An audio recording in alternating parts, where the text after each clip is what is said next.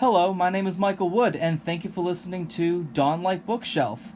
Today, I'm with a special guest, writer, teacher, and fantasist Tracy Townsend. She is the author of The Nine and the Fall, the first two books in what is going to be a trilogy. And today, I have the privilege of talking with her about her works and representation in literature. Say hello. Hi, everybody.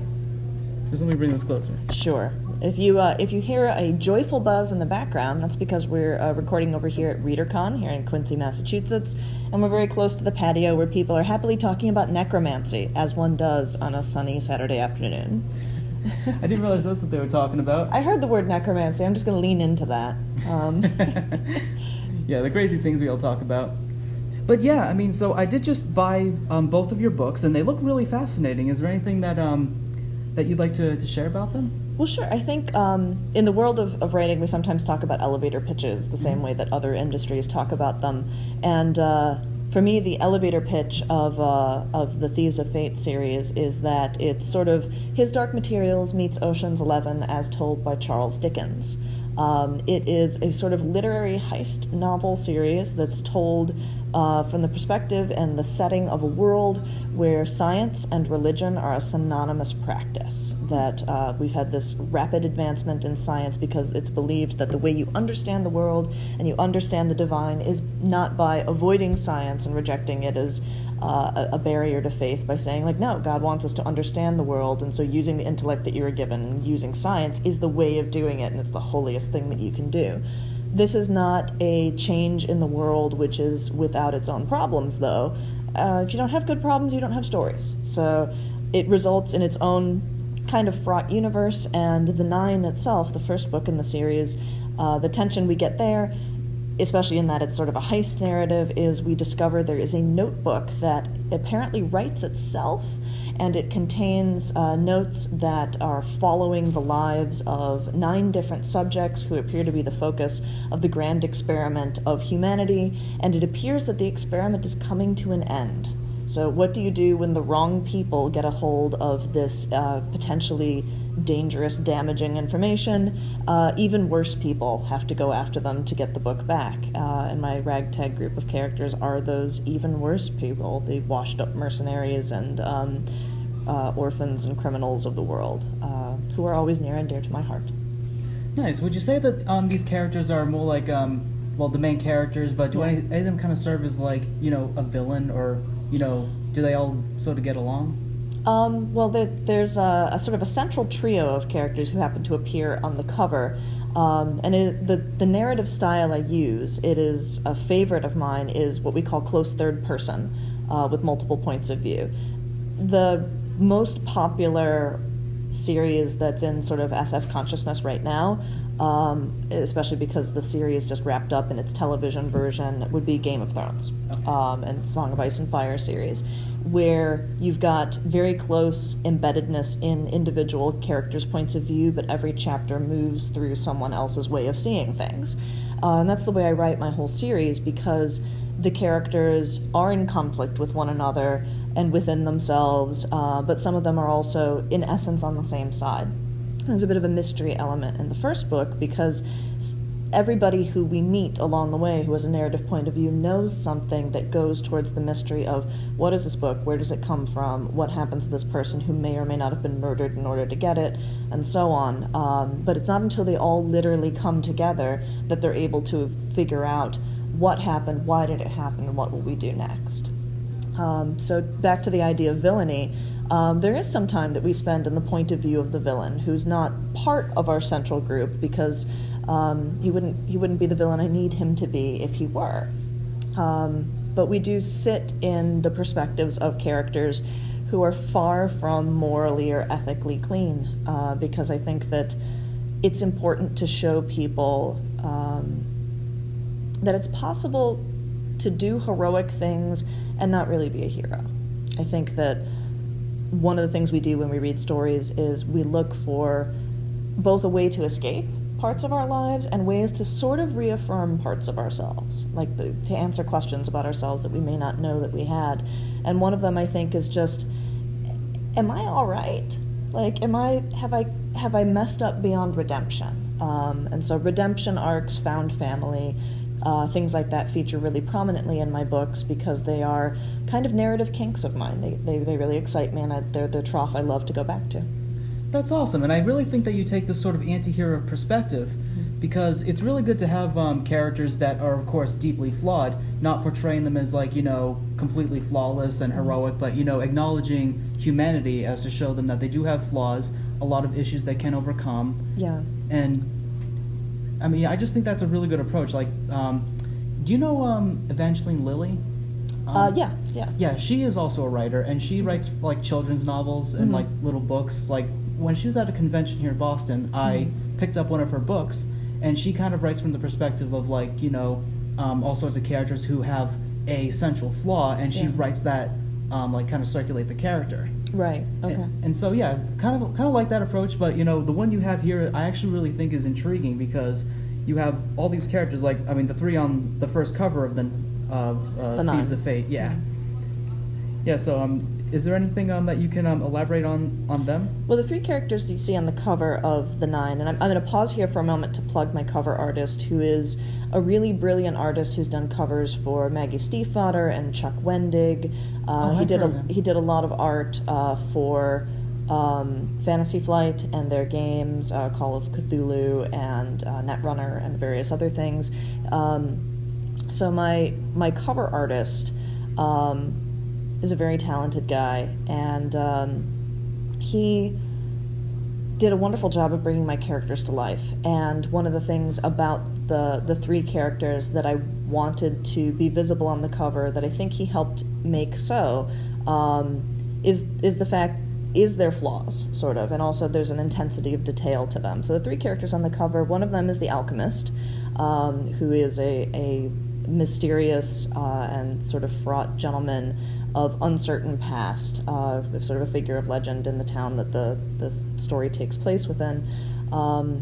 Another is a man named Ansel Meteron, who is a sort of retired mercenary and ne'er-do-well who's now become quite wealthy as an entrepreneur, mostly working in areas of business which are, shall we say, Vegas-like in nature. And the other is Rowena Downshire, who is one of the most core perspective characters, who is something of an orphan in almost a Dickensian sense. She finds herself in a position to be caught in the middle of this situation because she's a courier who ends up with her hands on this item, not understanding its full importance and taking it from point A to point B, and then things go wrong, as they must, because books. So when you wrote The Fall, like, did you have, like, this big idea that was going to be a trilogy, like, all at once, or did it just sort of stem off, like, that you could implement these new points of view and implement these new story arcs? Yeah, well, I knew from the time that I completed writing the 9, or as I was getting close to it in its first draft form several years ago, that it was going to be a trilogy. It would be, I think, maybe a little foolish of me to say, I am going to write a story where I'm going to set it in an entirely separate secondary world. I'm going to have non-human sentient species interacting in the human world, and all of these sort of layers of complication people introduce, and the very idea of God observing humankind and giving it the fickle finger of fate, and I'm going to do it in one book.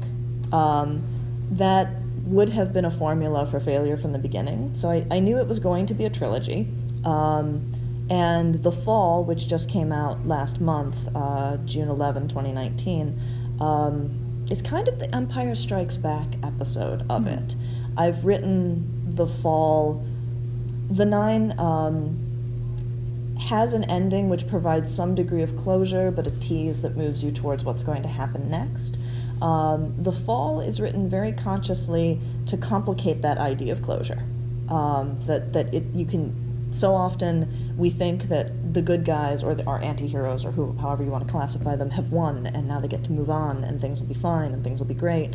But I wanted to push back against that idea to say that if I'm going to offer this world that has these layers of politics and complication and intrigues and cloak and dagger going on, that it can't just be as simple as, like, you pull off the heist and you walk away and, like, we dust off our hands and say everything's done now. Right, there's always going to be consequences. Right, and so what happens when it looks like you won, but you've only won part of the way.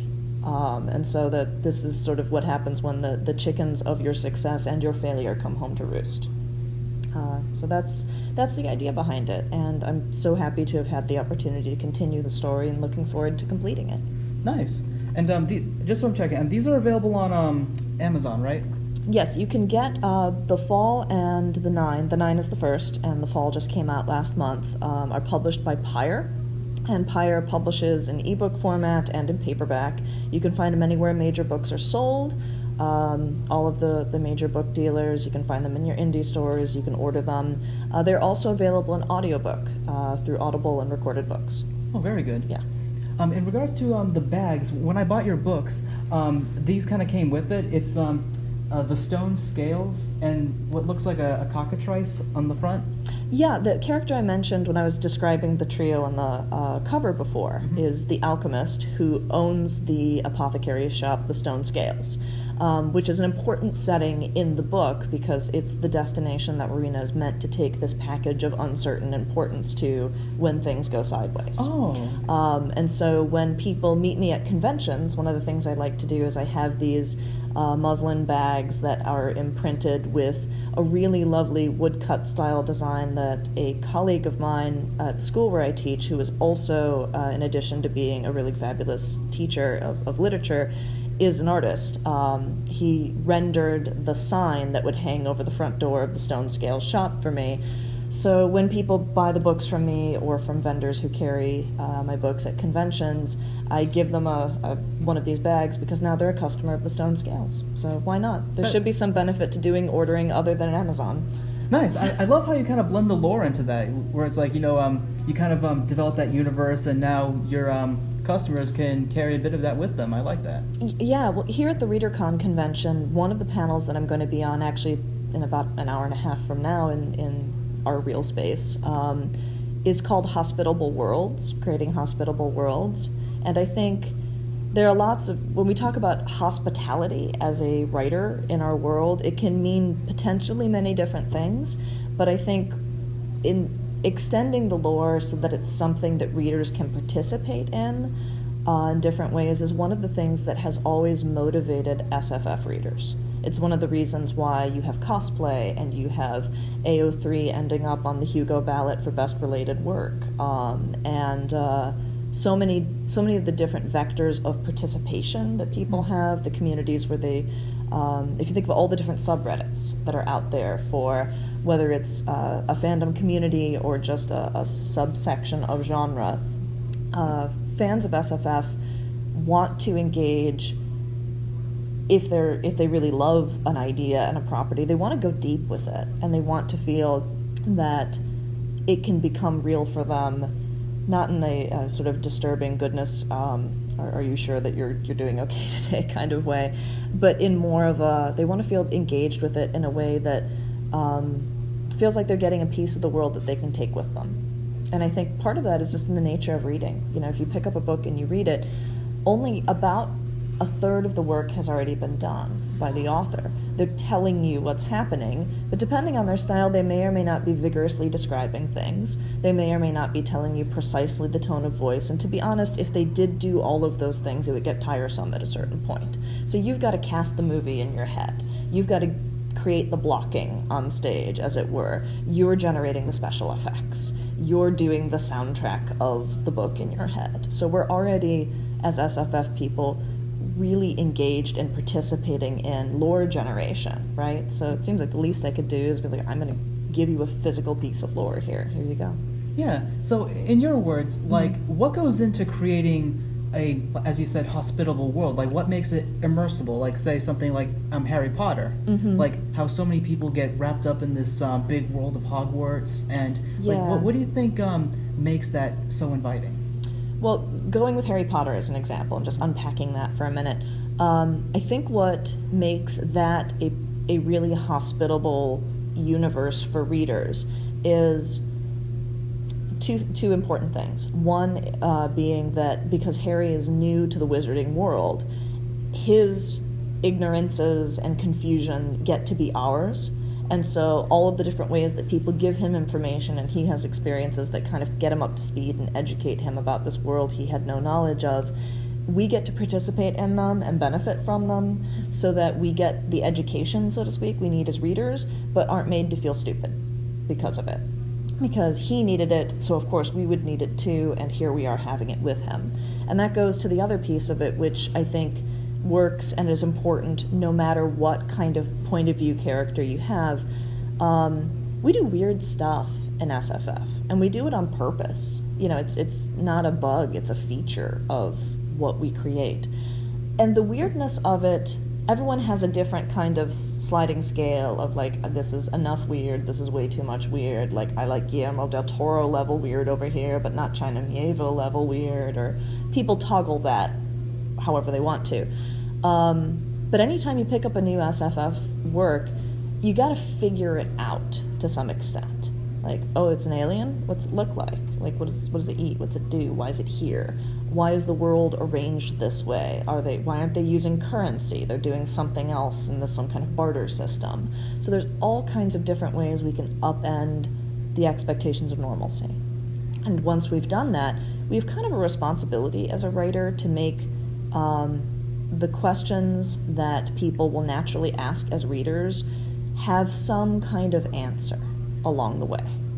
And either A, if the answer isn't obvious and explicit, to not punish them for not having explicit answers, because that's on us to begin with. Mm-hmm. Or if there is an explicit answer, to not embed the answer in the text in a way that will make the reader feel dumb. I think a huge part of what's alienating for some people in trying to get into SF is reading it, and because they hit that wall of, I don't get this yet, that panics them, and then they ditch the book. And so I think part of being an SF reader is building up your threshold of toleration for weird. And once you've got that, the world itself feels more hospitable, but it's pacing out how you dole out the weird and how you dole out the answers involved in the weird that makes people cross over from, I don't know if I can do this, to, I want to do this, I want to read this, I want to be part of this. Right, because how I've learned with world building, it's that you want to establish like a main setting right off the bat, yeah, and then just kind of fill in the blanks as you go without it just being an info dump, because that overwhelms readers and makes them not want to proceed. Yeah, and I mean, certainly there are little tricks that you can do if you want to embed pieces of info dump, but even those should be used super sparingly, like the character who's like, I will go to the library to find the answer, and then they read an entry in a book or something, and like you can do that, but you get to do it once, maybe twice in a work before we're like, stop that. You need to weave these things in, as opposed to kind of bringing the narrative to a screeching halt for the sake of giving us the sort of PowerPoint slideshow of how to orient ourselves to your world. But switching gears a bit, in reference to the panel you did yesterday, which was about representation of characters. Yeah. So the main thing I wanted to go into detail about is when you said proper representation of certain characters, of like, whether they have a disability or of a certain ethnic group. Yeah. Like, personally for me, it's like, I'm pretty open about this. Like, I have depression, so for one of my classes, we had to write a memoir piece, and I just wrote about, experiences with depression and just sort of an ongoing thing that happened, like, in 2017 of when I just aimed to change everything, but at the same time, it's like, coming from a perspective of someone who doesn't have all the answers. Yeah. But do you think writers should implement parts of themselves into characters for better immersion, or should it just be, like, better researched? Like, I think there's two answers to that, and I'll have to get to the better researched piece later, because the two answers have to do with the embedding yourself. Okay. One is, I think it's inevitable that pieces of ourselves come out in our characters. I have had readers ask me if there's a particular character in my novels that I identify with most, since there's a largely stable cast that moves from book 1 to book 2, with a few, as people either don't make it through the first book or new characters emerge or whatnot. And the honest answer I give, which sounds like a cop-out, is all of them. Because every one of them, even the most minor or most reprehensible of characters, there's something in there that is just a little flicker of me, or a little flicker of someone who is dear to me that I've sort of stolen and stuffed into them. So we are thieves by nature. It is not safe to be the friend of a writer, or even sometimes to be the writer yourself, because you do steal bits of yourself and put it into your world.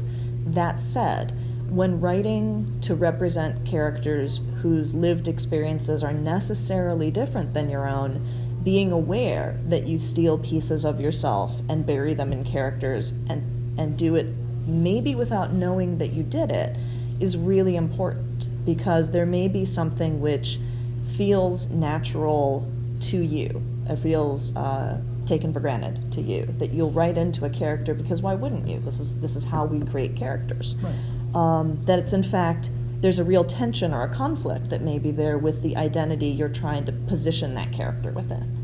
That someone who is of that religious background, or that color, or that sexual orientation, or that socioeconomic background, or I don't know, pick an intersection of identity things, right?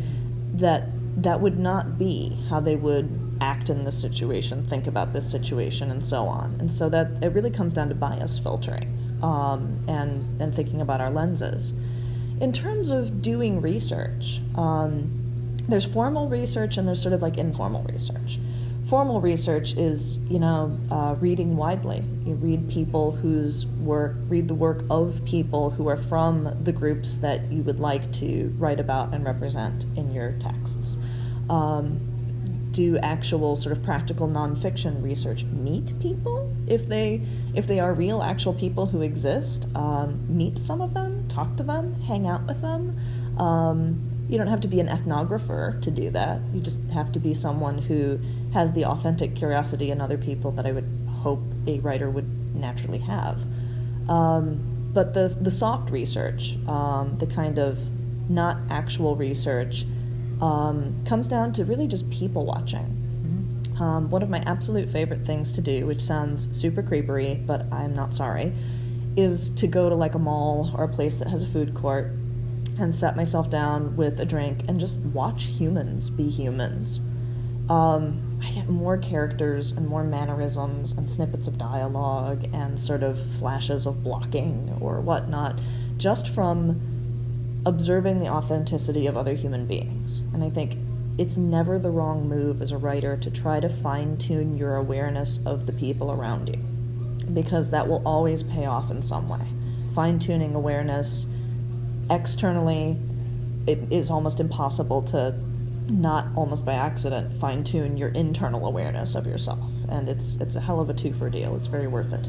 Absolutely. Yeah. And I mean, I don't think there's anything like wrong with just sort of people watching for the sake of writing. I mean, it might come across as kind of creepy or weird, but it's like it's actually kind of essential, like you were saying, for better visual representation or dialogue. Yeah. Something very recently, well, it was actually a few months ago for me, right, is I was on the subway going from Cambridge to Quincy, and so I was just sitting there, and then this guy walks in. He's wearing like this really cool like maroon coat. It was like down to like his almost knee level. Yeah. He had like a hat with a feather in it and this kind of pulled back ponytail, and I thought this kind of caricature was actually really cool looking, and I'm like, maybe this could serve as a character in one of my upcoming books. Well, not him, but just sort of a representation of that. Yeah, and I think whether you're sort of borrowing the gestalt of someone you saw and sort of asking yourself, I wonder what their story is. Yeah. Like, they look tired. I wonder why they're tired. Did they have to work a double shift? Did they just have a fight with their significant other? And you find yourself sort of spooling story off of that. Those aren't necessarily things that'll end up in a specific project, but I'm a big believer in the there's no wasted word theory of writing. I want to, in my day life, when I'm not staying up very late and writing stories about sort of found families of ex-mercenaries and things like that, I teach English at the Illinois Mathematics and Science Academy, which is a public boarding school for gifted students in Illinois. It's kind of like Hogwarts for hackers. And I'm really lucky that I get to teach science fiction and fantasy literature and creative writing there. And so I'm always telling my creative writing students, just like make stuff. Just keep making things. Don't worry about if you know what to do with it yet. Don't worry about if if you have a plan for it yet, is make things, and don't throw them out pack rat stuff, because one of two things will happen. Either it will sit there benignly on a hard drive or your cloud space or something somewhere and do no harm to anyone, or either the act of teaching it the act of writing it will teach you something that will get you to something to write later, or it will become wonderful material to cannibalize into a future project. But any way those things go, there's nothing but positive from it. That there's too much, I think, effort to every time you sit down and tell yourself, like, nope, I have to make a good thing now. Make a thing. Make 5 sentences, and don't forget your backspace key exists for a bit. Right. It's so easy to put a lot of pressure on just writing the good thing, but like you're saying, write a thing. And some people say, we embrace our failures because we learn more from failure than success. Humorously, one person said, if more game developers embrace their failures, they would be wielding the Infinity Gauntlet. Yeah, that would that's terrifying to think of, the world of game developers armed with the Snapter. So I am curious because one of the things, I'm going to turn this around and hijack your interview. There you go. Since you were at the panel about writing representation the other day, I wonder if there was an issue or a question about writing choices or opportunities that we can make that you really wanted to have heard spoken about, but we didn't get to. So we can at least bless your listeners with that. Yeah, that's a good question. The one thing that I wanted to hear more about was, people with depression. And of course, like, the one serious thing that annoys me that was brought up here is that they just expect one major thing to just fix the protagonist. Yeah. When that's not the case. I mean, like, if I went off and did something for myself, it's like, of course I'm not, like, fixed. I mean, it took a very long time to mentally internalize everything going on, but it wasn't just an end-all solution. I mean, if I do something to change, I feel much better in the long run, but it's not going to, like, completely remove the depression from me. Yeah, and I think that's related to a larger issue that all kinds of, we'll call it failed representation, just for simplicity's sake, all kinds of failed representation often comes down to needless oversimplification, the desire to kind of hit a couple of boxes and say that's enough to represent this person, and this is the kind of story that they will need or that I want them to have, and to not think carefully or critically about whether or not that rings true. We would not have as many people in the United States, or worldwide for that matter, struggling with their mental health and trying to figure out how to use self-care and therapy and medical assistance and their networks of friends and family to help them navigate life. We wouldn't have the numbers of people dealing with that we do if it were just, I'm going to do the one thing and have my hallmark healing moment, and this will become kind of a moment of pat you on the head inspiration porn for the reader. And I think to give an example of something that I think confronts mental illness in a really savvy way, that is also just a hell of an enjoyable series of books, Michelle Baker, Michelle Mishell Baker, wrote the Arcadia Project series, which recently reached its conclusion with its 3rd book. The first book is called Borderline, which is a very apt title because the main character in it suffers from borderline personality disorder. And connected to that are, waves of depression and waves of mania, and a lot of self-sabotaging behaviors or sabotaging of relationships and periods of aggression and so on. She also happens, this character, to be disabled as the result of a failed suicide attempt. The author, Michelle Baker, herself has borderline personality disorder. So the representation of that first-person experience is really, really strong because she's able to, going back to what you said before, really draw meaningfully from her own experience. She's not, however, someone who's a double amputee, like her main character is. But there are so many ways in which the plot perfectly fits this character's mental illness and her particular personal struggles, because she is failed due to some trauma that she endured prior to her suicide attempt, She's a failed screenwriter who has been recruited by something called the Arcadia Project, which is a kind of Men in Black-like silent partnership unknown to the wider world of Hollywood and its creatives and the wider world of creatives with the fairy realm. Because the creativity that we need as human beings to make, to be the Steven Spielbergs of the world or whatnot, is actually drawn from the Fae. And the fairy world needs partnerships with the human world in order to temper its tendency towards chaos. And there's a murder mystery, in essence, that she is recruited to investigate because the Arcadia Project recruits two types of people. One, they have to have connections to the entertainment industry so they can more seamlessly integrate into the work they have to do. And they all have mental illness because it becomes useful for them if those people go rogue from the project, because no one will believe them, which is, of course, the ongoing experience of people suffering mental distress and emotional distress. You try to explain what you've seen, what you felt, to make people understand your reality, and people go, I don't think that really, are you sure? And so on. So it's a really clever marriage of plot and premise as far as that goes, but it's also I've heard the main character of this series described as an unreliable narrator because of her BPD, but the fact of the matter, I think she's actually one of the most reliable narrators I've ever read, because she's been through like dialectical therapy and various other forms of treatment. She's super conscious of when she's having an episode.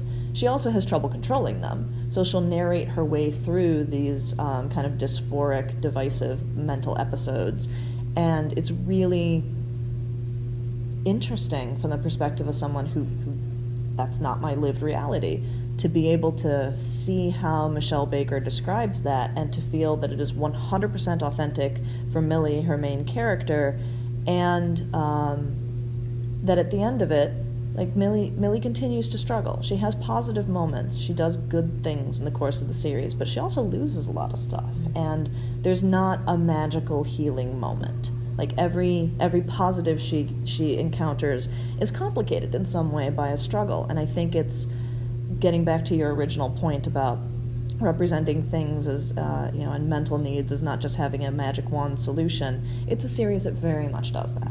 I didn't make it come across like that, did I? No. I think not at all. But I think there's a real need though to think about, if you're going to write a story that has a character who has a struggle that's connected to their identity, that struggle wouldn't exist and wouldn't be embedded in their identity if it was easy to fix.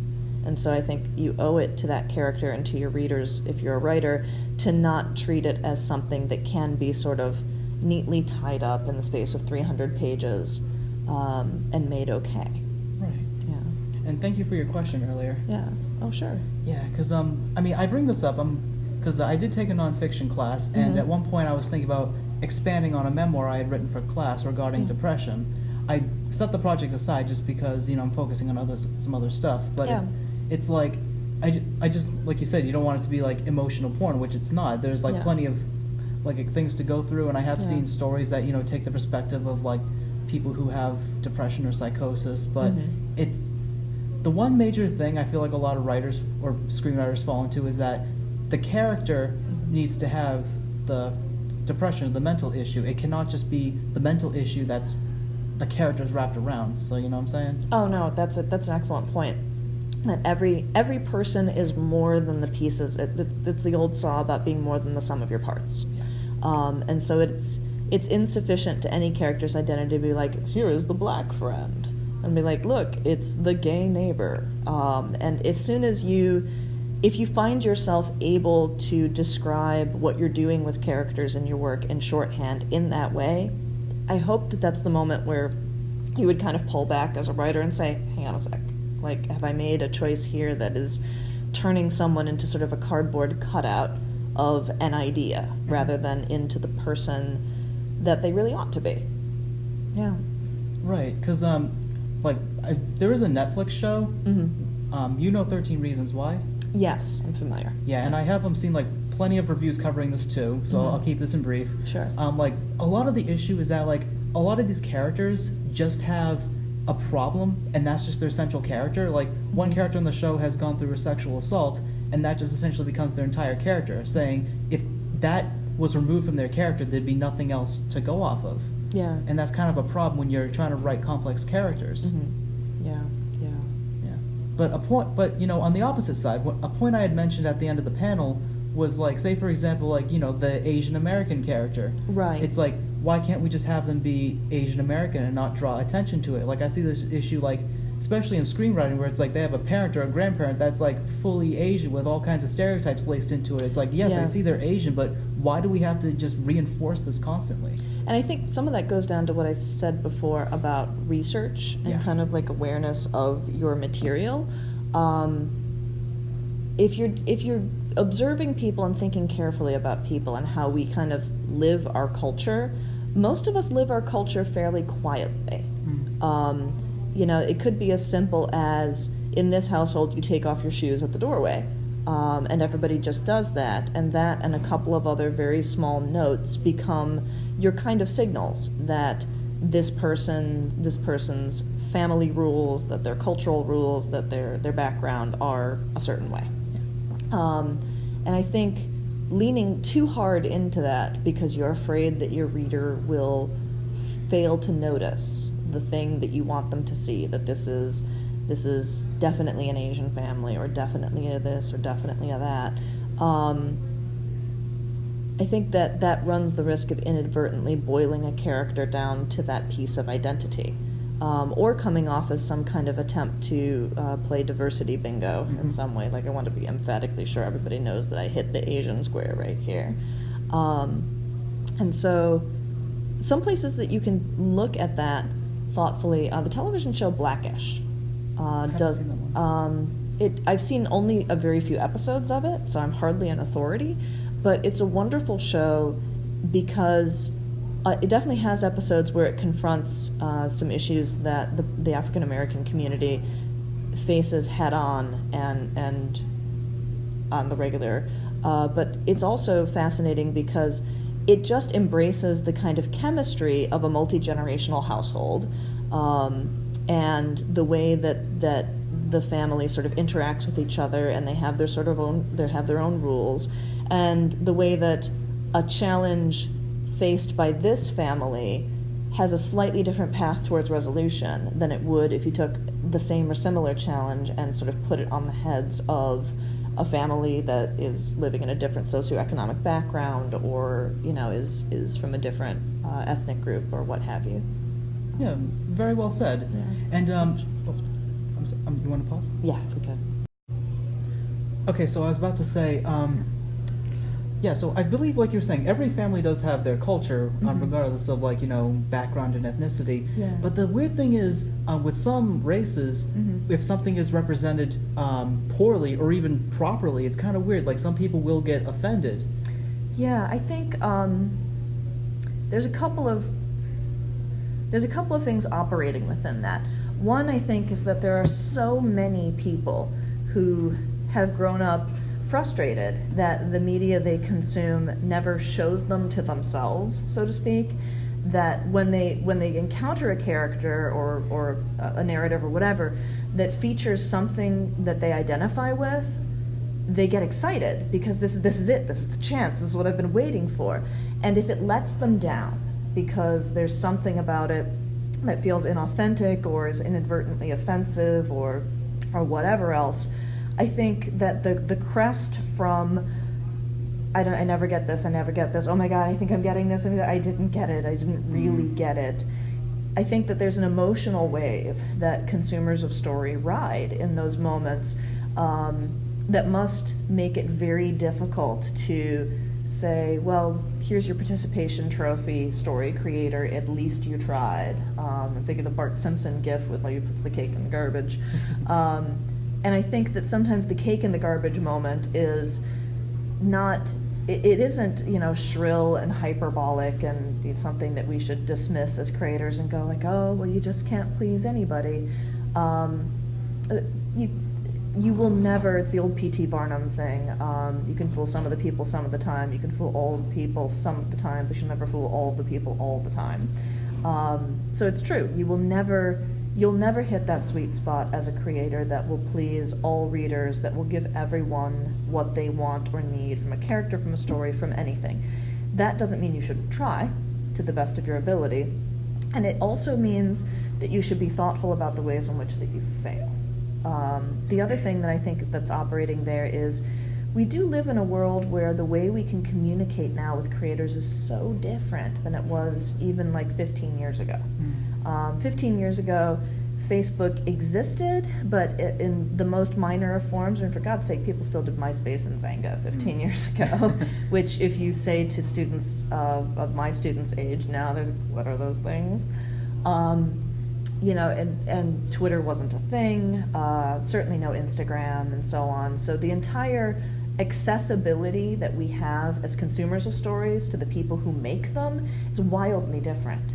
That instead of it like searching for someone's email address and maybe you send it to them or maybe you don't, or sending them a piece of snail mail, you can in practically real time, like I'm going to @Leah Bardugo and tell her what I think of Six of Crows, or I'm going to fill in the blank here, this person. That we have presences as story creators online, and you can follow us, and by following us, there's often a feeling that like now I'm not like entitled to your interaction, but like I can, it's possible. Right. And so I think because that barrier is so much more permeable now, that I think people have always been frustrated by how things are and aren't represented in stories. I think now we're just hearing about it more often and more easily, because now, you know, the way we communicate with each other has given a more universal soapbox and loudspeaker to people. And I don't know that it actually is some kind of attitude change about stories so much as it is an accessibility change. Oh yeah, I mean, I find that people's sensitivities have gotten a lot more, you know, intensive over the years. Well, I think that goes back to what I was saying. I don't know that I agree with you on that. I think people are as sensitive as they always were, but now they have more ways of broadcasting the sensitivity. And so because we're hearing it more often and we're seeing it more often, we think that people are more sensitive. No, people, I think, still have the same sensitivities, just being much more vocal about them in a way that is visible to us. And I think that, I mean, that has its positive impacts and it has its negative ones. It is no lie to say that being a creator of stories, you need to have a really thick skin. But I think it's important that on whatever end you're in that creating and consuming pipeline, that you remember that there's humans on the other end, that they're real. They're not just a name on a cover. They're not just the person who gave you the stars or the one sentence thumbs down review on Amazon. That there is authentically a person there, and that person. It's the old Robin Williams bit about, you know, treating everyone you know as if they have a silent pain that you will never understand. Very well said, and thank you. Oh, very welcome. But yeah, that essentially wraps up our interview. Thank you so much for coming on. Well, thanks for inviting me. I had a great time. I really appreciate it, Mike. Thank you. All right. And how may fans find you? You can find me on Twitter at Tracy A. Townsend. My website is tracytownsend.net. You can find me on Facebook just by looking up Tracy Townsend. There aren't really a whole lot of us, and it becomes pretty clear pretty quickly who I am. And I so love to hear from you, so thanks so much. Awesome. Thank you. And if you want to find me, I am, of course, on YouTube at mcrewdude. You can follow me on Twitter at mcrewdude, and I'm also on Facebook at mcrewdude fan page. So thank you for listening, and thank you, Tracy, for coming on.